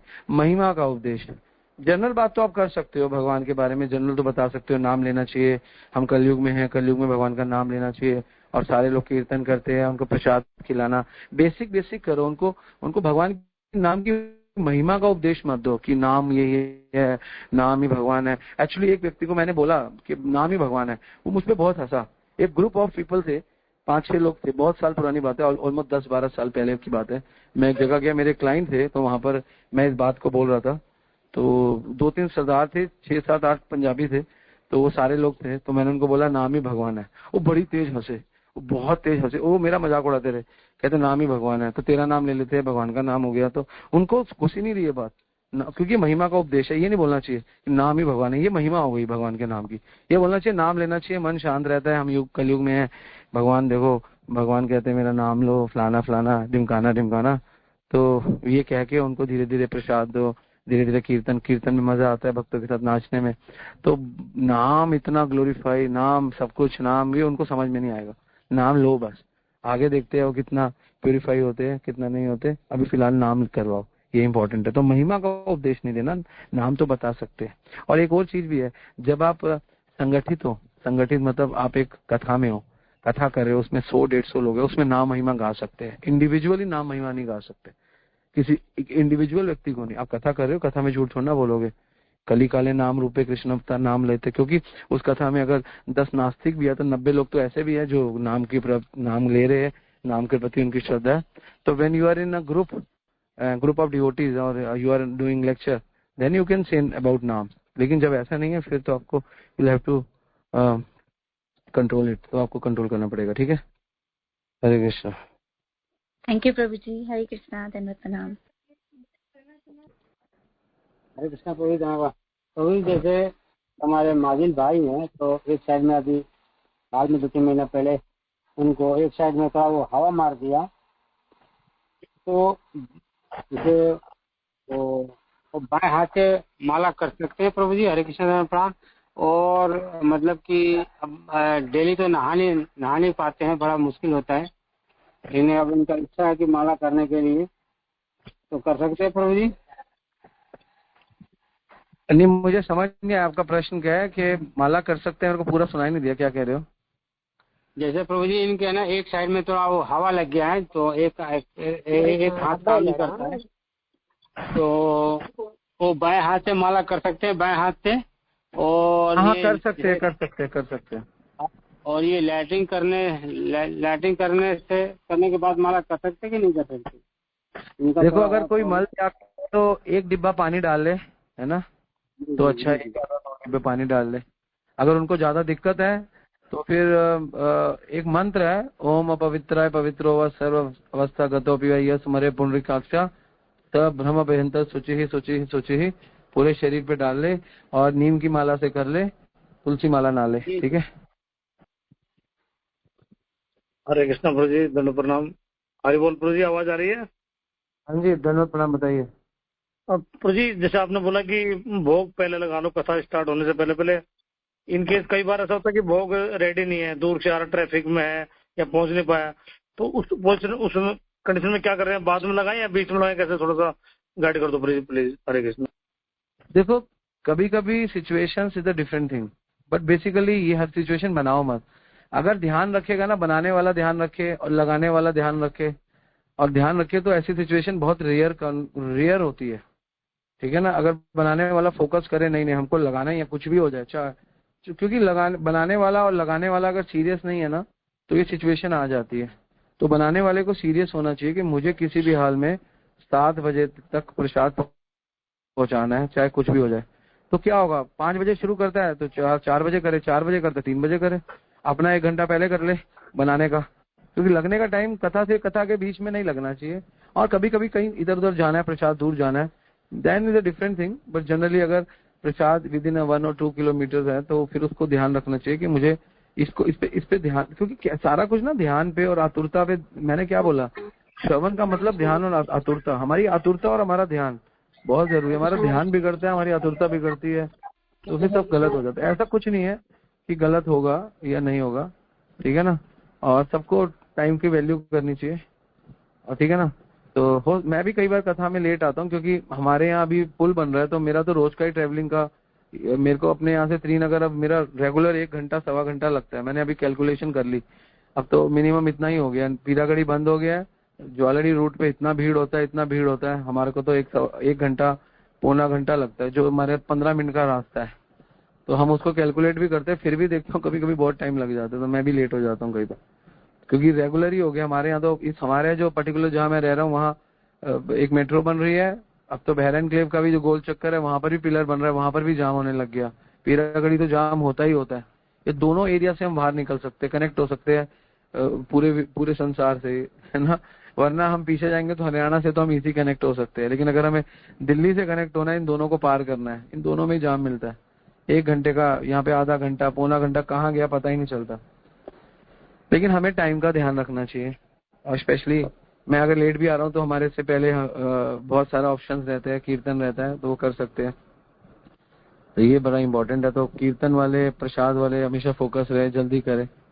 आतुरता, एक्चुअली आतुरता होनी चाहिए, हमें करना है, उसके लिए फास्ट होना चाहिए, तो हो जाता है। ऐसी कोई बात नहीं है, हमें ऐसा लगता है क्योंकि हमने अपना एक रिदम बना लिया, हम उसी ट्रैक पर है। वो ठीक है, हो गया, होता है वो रोज। प्रभु जी लेट आएंगे, प्रभु जी लेट आ रहे, कोई बात नहीं, तुम लेट मत हो, यू डोंट, मेरे से मत आप ज्यादा चिंतित हो, आप लोग अपना काम अपने काम पे कर दो। तो इसको करने से ना फिर स्पीड अच्छी बनती है, चीजें निकलने लगती है। और मुझे बहुत अच्छा लगता है कि कीर्तन के कथा के बीच में कोई प्रसाद का के लिए 10 मिनट हमें इधर उधर नहीं करना पड़ता। ये बहुत इंपॉर्टेंट विषय, ठीक है। Hare Krishna. Hare Krishna. Thank you so much Prabhu ji. Prabhu ji, chat box से कुछ क्वेश्चन है, मैं पढ़ लूं? ओके, आप पढ़िए, फटाफट पढ़िए। ओके। तो यहाँ पर नेक्स्ट क्वेश्चन है, मतलब यहाँ पर क्वेश्चन है ऋषि प्रभु जी का, कि ये स्थिति कैसे और कब आ सकती है प्रभु जी की भले ही कम नींद मिले, लेकिन उठते में सेटिस्फेक्शन मिले जैसे आपको मिलती है? अरे 2 दिन में कुछ नहीं आएगा, प्रचार करो 10 साल फिर होगा। तो एक्चुअली मुझे भी नहीं मिलती, मुझे भी नींद चाहिए। नींद की थोड़ा नींद कम हो गया, ये थोड़ा नींद नहीं चाहिए, नींद तो चाहिए ना। 1 आधा 1.5 घंटा नींद कम हो गया, 2 घंटा, वो नेचुरली हो जाएगा। उम्र से भी हो जाता है, और भक्ति से भी हो जाता है, और अनुभव से भी होता है, और बहुत चीजों से होता है। अभी 22 साल की हो, अभी तो नींद लो, अभी तो तमोगुण में रहो थोड़ा, 6-7 घंटे सो, नहीं तो शरीर खराब हो जाएगा। 30 साल से पहले तो कम से कम 7 घंटे सोना चाहिए, 7 घंटे तो सोना चाहिए। और जो डिवोटी अच्छी साधना करते हैं उनको, उनकी बात अलग है। बाकी दिमाग में भोगों का रहना, शरीर में भोगों का रहना, ये हमारी नींद को बढ़ा देता है ना, वो हमारी नींद बढ़ जाती है। अगर भोग शरीर तक आ गया तो नींद ज्यादा बढ़ जाती है, भोग दिमाग तक है तो भी नींद बढ़ जाती है, शरीर तक आ गया फिर तो बढ़ी जाती है, जनरली बढ़ जाती है। ठीक है, Hare Krishna. Thank you Prabhu ji. Next question है यहाँ पर कि प्रभु जी अगर कोई सेवा जो हम कर रहे हैं कि नहीं भक्त को चाहिए और हम भी करना चाहते हैं, तो क्या उस भक्त को ये सोच के अपनी सेवा दे देना कि उसका उद्धार हो जाएगा, क्या ये गलत है? नहीं, दे देनी चाहिए, उसमें क्या है, दे देनी चाहिए। उसके उद्धार के लिए आपको सब कुछ करना चाहिए, अपने आप को भी दे देना चाहिए। ये भावना अच्छी है ना, भावना के साथ अगर सही कर रहे हो तो दे देना चाहिए, इसमें कोई प्रॉब्लम नहीं। ठीक है ना, ये भावना अच्छी है। लेकिन ऐसा ना हो कि सामने वाला भी रेडी ना हो, आप अपनी भावना से अपनी सेवा दे दो, सामने वाले की सेवा मत दो, वो अच्छी कर रहा था। एक चीज और है, अगर कोई व्यक्ति अच्छी सेवा कर रहा है ना और दूसरे को बढ़ाने के लिए उसकी सेवा मत काटो, उसको करने दो, कोई और नई सेवा सोच लो। अगर ही डूइंग वेल तो अभी करने दो, 6 महीने, साल, 2 साल करने दो। अपने आप जब बढ़ेगा तो दूसरी बड़ी सेवा वो खुद ही ले लेगा आपसे। ठीक है ना। और अगर बेकार होगा वो उस सेवा में धीरे धीरे उसका मन हटेगा और सेवा करना ही बंद कर देगा, फिर अपने आप ही नए बंदे को मिल जाएगी। अगर कोई, देखो मैं ये मेरा अनुभव है, कोई व्यक्ति अगर सेवा अच्छी करता है तो कभी सेवा से अट्रैक्ट ही नहीं होता, भगवान से अट्रैक्ट होता है, उसको और अच्छी सेवा और दूसरी सेवा मिल जाती है, तो वो सेवा अपने आप छोड़ देता है, अपने आप। ठीक है ना। हमने 10 साल भगवान के मंदिर में बर्तन साफ किए, तो मेरा मन था प्रचार करने का, मन में बात आ गई, थोड़ी बहुत करता भी था प्रचार, खुल के नहीं करता था। महाराज ने मुझे बोला आप फुल टाइम प्रचार करो, अब छोड़ो ये मंदिर की सेवा छोड़ दो। तो महाराज ने, कृष्णा ने महाराज के थ्रू या महाराज ने अपने थ्रू इस बात को डिलीवर कर दिया। महाराज चाहते हैं एक्चुअली कि ऐसा करो। ठीक है ना। तो इसलिए जब आपके अंदर अपने आप ही आप सेवा करोगे ना कोई सेवा से, और सेवा में आपको बोझ नहीं लगेगा, क्योंकि हमने 10 साल सेवा करी मंदिर में, हमें एक दिन भी बोझ नहीं लगा। हमें बहुत आतुरता रहती थी कि ये सेवा करनी है, राधा रानी की सेवा है। हमारा माइंड फिक्स था, ये मंदिर की सेवा नहीं है, श्रीमती राधा रानी की सेवा है। तो हम कितने भाग्यशाली राधा रानी की सेवा कर रहे हैं। 10 साल हमने आतुरता से सेवा करी, विदाउट, और वीकली सेवा थी, ये नहीं थी महीने की एक बार, महीने में 4 बार भी नहीं, 5 बार, कार्तिक में तो 6-7 बार महीने में। कभी कभी तो कॉल आ जाता था, अभी कोई नहीं आया, आ जाओ। ठीक है ना, कैसे चलती थी। Hare Krishna. Hare Krishna. Thank you Prabhu ji. Next question है कि प्रभु जी अनर्थ निवृत्ति कैसे होगी? हरि नाम और साधु संघ के बाद भी नहीं हो रहा है। हो जाएगी, अनर्थ ज्यादा होते हैं ना तो धीरे धीरे हो जाती है। Okay, thank you so much Prabhu ji. Next question है यहाँ पर, मेरा क्वेश्चन था कि मैं लहसुन प्याज खाती हूँ तो क्या तुलसी माला वेयर कर सकती हूँ? हाँ बिल्कुल पहन सकती है, नॉन वेज नहीं खाना चाहिए। ओके, यहाँ पर नेक्स्ट क्वेश्चन है, हमारे यहाँ मुझे एकादशी पर भी खाना बनाना पड़ता है और कभी कभी नॉन वेज भी। नहीं बनाया तो घर में मेरे हस्बैंड चिढ़ जाते हैं और झगड़े होते हैं, तो क्या करना चाहिए? कोई बात नहीं, भगवान से प्रार्थना करो, क्षमा मांगो, घर वालों से लड़ना नहीं है। ठीक है, कोई बात नहीं। Thank you Prabhu ji. Next question है, प्रभु जी मेरी दीदी है, उससे नाम लेने को मैंने बोला था और वो 2 या 3 करती है और फिर छोड़ देती है। मैं उससे जब भी याद दिलाती हूँ तो बोलती है मैं भूल गई, बहुत काम है, कुछ ना कुछ बहाना बना देती है। कोई बात नहीं, उसको कभी कभी प्रेम से समझाओ, कभी कभी उसको लेकर आओ यहाँ पर, और कभी कभी उपदेश में लाओ, तो धीरे धीरे ठीक हो। सुनेगी तो ठीक होगी ना, बिना सुने कोई ठीक नहीं होता। हरे कृष्ण प्रभु जी, जैसे मैं गृहिणी हूँ तो मुझे कई बार काम करते हुए सुनना पड़ता है, कई बार नहीं, हर बार ही ऐसा है कि मुझे घर का काम करते हुए ही सारे लेक्चर्स सुनने पड़ते हैं, सारे दिन के ऑलमोस्ट, जो भी मैं लिसनिंग करती हूँ प्रभु जी। तो प्रभु जी मुझे ऐसा लगता है कि मुझे कुछ भी नहीं आता, तो भी ऐसा लगता है कि मुझे कुछ भी नहीं आता। अभी मैं सारा दिन लिसनिंग करती हूँ तो भी ऐसा लगता है कि मुझे कुछ नहीं आता। जब किसी के साथ क्या शेयर करूँ, जब भी किसी के साथ अब बुक डिस्ट्रीब्यूशन के लिए जाना पड़ेगा तो मुझे ऐसा लगता है, मुझे डर लग रहा है कि मुझे कुछ भी नहीं आता, कोई कुछ पूछ लेगा ऐसा जिसका मैं आंसर नहीं कर पाऊंगी। तो इसलिए डर लग रहा है कि मैं तो सुनती भी रहती हूँ तो भी मुझे सिद्धांत नहीं पता, कुछ भी नहीं आता। तो मैं अभी ऐसा लगता है कि मैं ध्यान से ही सुनती हूँ, ऐसा नहीं कि काम करते हुए ध्यान नहीं होता, सुनती भी ध्यान से हूँ। ये प्रभु जी क्वेश्चन तब आया कि जब आपने बोला कि ध्यान से सुनो, लिसनिंग, श्रवण ध्यान से करो। तो क्या मैं ध्यान से नहीं सुन रही प्रभु जी? हरे कृष्णा, हरे कृष्णा। देखो ये जो है ना, ये आपके पुराने कर्म है। आप अब भक्ति कर रहे हो तो वो उसके साथ आप समझ पा रहे हो कि ये मेरे साथ हो रहा है, गलत हो रहा है, सही हो रहा है। लेकिन आप भक्ति करते इस समझ में भी आ जाए मेरी बैड कर्माज है जिसको मेरे को सहना ही पड़ेगा। कहीं ना कहीं धीरे धीरे निकल जाएंगे, साल 2 साल 3 साल महीने साल निकल जाएंगे। आप बस माला करते रहो, नाम लेते रहो, ठीक है ना। अगर कोई कुछ भी नहीं कर सकता तो भगवान का नाम लेता रहे। आप ये सोचो मुझे नाम लेने के लिए बस फोकस रहना है, बाकी सब कुछ मेरा अपने आप भगवान कर ही देंगे। नाम लेते रहो, आपको धीरे धीरे भगवान मैनिफेस्ट कर देंगे कि हाँ you are doing the right thing. ठीक है, ठीक है। हरे कृष्ण। हरे कृष्णा प्रभु जी, दंडवत प्रणाम। हाँ दंडवत प्रणाम प्रभु हरे जी, कृष्णा। बताइए। मैं पहले प्रश्न करने लग रहा था, जैसे मेरी पहले शरीर की स्थिति थी तो इतनी आतुरता रहती थी, लोलियम रहता था, भाग भाग के मंदिर जाना, ड्यूटी किचन की सेवा करना और मतलब भक्तों का संग करना, इतना ज्यादा मैं बता नहीं सकता। फिर प्रचार करने का भी है था, स्कूलों में जा जाके प्रचार करना। अब क्योंकि शरीर की स्थिति अब वैसे ही आप जानते ही हैं, मेरी शरीर की स्थिति कैसी है, तो ऐसे में क्या किया जा सकता है? अतुरता तो आ नहीं सकती। कोई बात नहीं, अभी जितना हो पा रहा है उतना करो। ये आपकी अभी भी मुझे आतुरता बाकियों से बहुत अच्छी लगती है। अभी डोंट वरी, आप में बहुत आतुरता है। ये जो प्रश्न आप पूछ रहे हो आतुरता के कारण ही तो पूछ रहे हो, ठीक है ना। हर एज में एक प्रकार की सेवा होती है। इस एज में आप सेवा करते हो, धन से सेवा करते हो, तो यही आपकी आतुरता है। जब भी प्रभु जी मिलते हैं, कभी राधा सेवक को कुछ देते हैं, कभी मुझे कुछ देते हैं, सेंटर के लिए कुछ देते हैं, तो ये आतुरता नहीं है तो क्या है।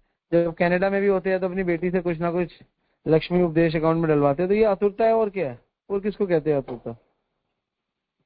कोई बात नहीं, आपकी आतुरता, आपका आना, आपकी आतुरता, आपका धन से सेवा ही आपके लिए सफिशिएंट है ना। समय स्थिति काल के हिसाब से सर्विस होनी चाहिए। हम तो अब आप कहो कि मैं अंतर्यामी की तरह मृदंगा बजाऊं, वो तो पॉसिबल नहीं है ना, क्योंकि आप 75 साल के, वो 28-30 साल का, तो फर्क तो है ही है। तो वैसा तो आप कर नहीं सकते।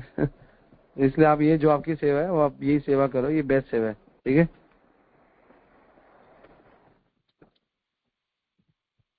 धन्यवाद प्रभु जी, आपके डिवाइन आंसर के लिए बहुत बहुत धन्यवाद। एक प्रश्न और कर सकता हूँ? करिए। हरे कृष्णा। मेरे कहने का मतलब था कि आपने कहा कि भाई लक्ष्मी जी विष्णु जी के चरणों को मतलब दबाती हैं या उनके चरणों में बैठे रहती हैं और वो या उनके हृदय में होती हैं, लेकिन भृगु ऋषि ने उनको कैसे उनके छाती पे किस तरह से लात मारी और फिर इस तरह से लक्ष्मी जी तो बहुत नाराज हो गई और वो उन्होंने उनको विष्णु जी को भी कहा कि ये तो बहुत गलत हुआ, मैं इस तरह के आदमी के साथ मैं जो आपके साथ वो किया है और आप उसके साथ फिर भी मतलब इतना विनम्र व्यवहार रखते हैं और उसको कह रहे हैं कि भाई तेरी मतलब आपके चरणों में कोई तकलीफ तो नहीं हुई, क्योंकि मेरी छाती तो बहुत कठोर है। तो मेरे कहने का मतलब ये है कि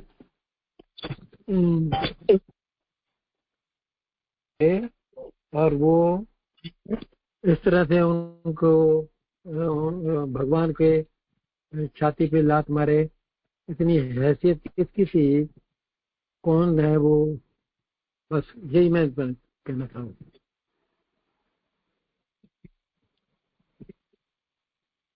ये भगवान की लीला है प्रभु जी। भृगु ने पहले ब्रह्मा जी के पास गए, विष्णु शिव जी के पास गए, अन्य अन्य देवताओं के पास गए, फाइनली भगवान की दिव्यता को स्थापित करा ना कि भगवान कितने कोमल है ना। उसकी कठोर लात लेकर भी उनका हृदय इतना कोमल है, वो पूछते तुम्हारे पैर पे चोट तो नहीं आई। तो ये भगवान की भगवत्ता है एक्चुअली, भगवान का अपने भक्तों के प्रति एक लीला को पिरोया जा रहा है, आप उस लीला के भाग बन जाओ बस, और कुछ नहीं है अच्छी तरह। भगवान की भगवत्ता को स्थापित किया गया बस। ओके, धन्यवाद। और कोई प्रश्न है? हरे कृष्णा प्रभु जी हरगिज अहलादनी राधा माता जी का क्वेश्चन है कि हॉस्टल में कॉमन इंडक्शन हो और उस पर नॉनवेज भी कुक होता है, बट यूटेंसिल्स अगर अलग हो तो क्या उस पर हम प्रसाद हम बना सकते हैं? हाँ, बना सकते हैं। यूटेंसिल अलग है, अग्नि एक है, कोई बात नहीं, यूटेंसिल अलग है, कोई बात नहीं। हरे कृष्ण। प्रभु जी, एक प्रभु जी का क्वेश्चन है, उनके भाई को कैंसर हुआ है, 4th स्टेज कैंसर है और डॉक्टर की एडवाइस है कि कीमो करवाओ नहीं तो प्रॉब्लम होगा। गिल्ट बना है कि ब्लड का बॉडी में लिम्फन कैंसर, तो करवाना चाहिए प्रभु जी उनको कीमोथेरेपी? देखो, कोई भी कैंसर जो है ना वो है कि आपके सेल्स बढ़ गए, बस यही है, यही कैंसर है। आपके सेल्स बढ़ रहे हैं और वो सेल्स आपके ऑर्गन्स को हिट कर रहे हैं, सेल्स को कम करना है। और आपको एक सिंपल सा लॉजिक बताऊं, किसी भी चीज को कम करने के लिए ना सबसे सुंदर इलाज है फास्टिंग। किसी को किसी प्रकार का भी कैंसर हो ना, 2-4 दिन सिर्फ पानी पे रह लो, मरोगे नहीं। पानी पे रह लो, थोड़ा सा अगर बहुत ज्यादा क्रेविंग हो रही है तो फिर थोड़ा सा फ्रूट ले लो। 50% कैंसर मर जाता है, आपको पता नहीं, भूखे रहने से, फास्टिंग से 50% कैंसर। और ये जितनी कीमो वीमो कराते हैं इसके बाद डबल भूख लगती है, ठीक है ना, और डबल खाने को बोलते हैं। तो anyway, I am not against of ये आपका क्या कहते हैं एलोपैथी, बट आई नो ये बहुत सुंदर है इलाज, लेकिन वो तब होता है जब कोई 1st stage 2nd stage cancer हो। जब दवाइयाँ खा के 3rd 4th स्टेज बना लेते हैं हम, तो उसके बाद तो फिर इलाज ही करो, फिर कीमो करो। लेकिन फास्टिंग बहुत सुंदर रीजन है, ठीक है ना। अगर if you are young, if you are below 50, then you may go for naturopathy. HIIMS है, हिम्स वालों का, वहां जाओ। Hare Krishna. But if you are above 60, above 70, then you have to follow it. Hare Krishna. Thank you for question. सेवा के लिए आतुरता ला सकते हैं? सेवा की आतुरता डिपेंड करती है कि आप कौन सी नॉलेज में रहते हो, आपकी नॉलेज बहुत डिपेंड करती है। सेवा में आतुरता आ जाती है अगर आपका उन भक्तों का संग है जो बहुत एक्टिव है, तो वो आपको एक्टिव कर देंगे, आपका संग आपको एक्टिव कर देगा और आपका नॉलेज आपको एक्टिव कर देगा, आपका संग आपको एक्टिव कर देगा। तो संग और नॉलेज दोनों से सेवा में आतुरता आती है, ठीक है। हरे कृष्ण। थैंक यू प्रभु जी। एक माता जी का क्वेश्चन है कि 16 कलाओं और 64 गुण में क्या अंतर है? भगवान की कुछ क्वालिटीज है, 16 स्पेशल क्वालिटीज है जो कृष्ण में है, जो भगवान चाहते हैं सब में हो। तो उनमें है आपका, एक है उसमें दया है ना, धैर्य है, क्षमा है, आपका और क्या है, एनीवे बहुत सारी क्वालिटीज है आपका उसमें।